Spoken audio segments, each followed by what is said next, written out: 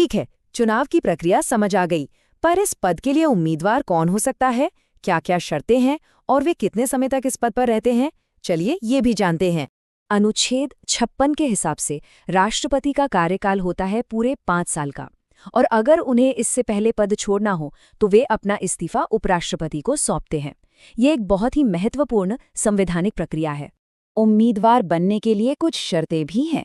अनुच्छेद 58 कहता है कि कम से कम उम्र 35 साल होनी चाहिए।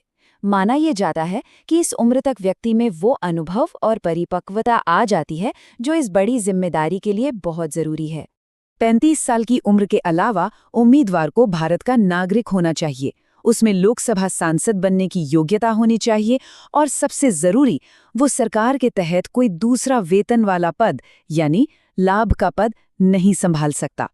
ये नियम निष्पक्षता बनाए रखने के लिए है। चलिए अब बात करते हैं पद संभालने की और पद से हटने की। राष्ट्रपति अपनी जिम्मेदारी की शुरुआत कैसे करते हैं और क्या उन्हें उनके कार्यकाल से पहले हटाया भी जा सकता है? इन दोनों ही प्रक्रियाओं के लिए संविधान में बहुत कड़े नियम हैं। अनुच्छेद 60 के अनुसार राष्ट्रपति को पद की शपथ भारत के मुख्य न्यायाधीश दिलाते हैं। ये सिर्फ एक रस्म नहीं है, ये न्यायपालिका के प्रति राष्ट्रपति का वादा है कि वो हर हाल में संविधान की रक्षा करेंगे। और अगर राष्ट्रपति ही संविधान का उल्लंघन कर दें तो? इसके लिए है अनुच्छेद 61, जिसमें महाभियोग यानी उन्हें पद से हटाने की प्रक्रिया दी गई है।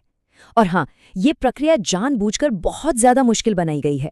इसे संसद के दोनों सदनों में 2/3 जैसे भारी बहुमत से पास करना होता है, ताकि कोई भी सरकार इस पद का राजनीतिक दुरुपयोग न कर सके। और अगर किसी भी वजह से राष्ट्रपति का पद खाली हो जाता है तो अनुच्छेद 62 ये साफ कहता है कि 6 महीने के अंदर अंदर चुनाव करवाना ही होगा। तो अब तक हमने पद और प्रक्रिया की बात की, पर सबसे बड़ा सवाल राष्ट्रपति करते क्या है? चलिए अब आखिर में उनकी कुछ सबसे महत्वपूर्ण शक्तियों पर एक नज़र डालते हैं जो उन्हें सिर्फ एक नाम के प्रमुख से कहीं ज्यादा बनाती हैं। इन शक्तियों में क्या क्या शामिल है? अनुच्छेद 72 के तहत किसी की सजा को माफ करने की शक्ति, लोकसभा चुनाव के बाद प्रधानमंत्री को नियुक्त करना, संसद से पास हुई किसी भी बिल पर अपनी आखिरी मोहर लगाना और देश में संकट के समय आपातकाल की घोषणा करना। ये सभी बहुत बड़ी जिम्मेदारियां हैं।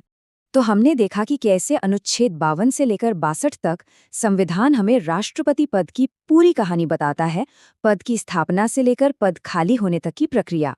इसे याद रखने का एक आसान तरीका है 52 से 62 यानी राष्ट्रपति की पूरी कहानी। ये सब जानने के बाद एक सवाल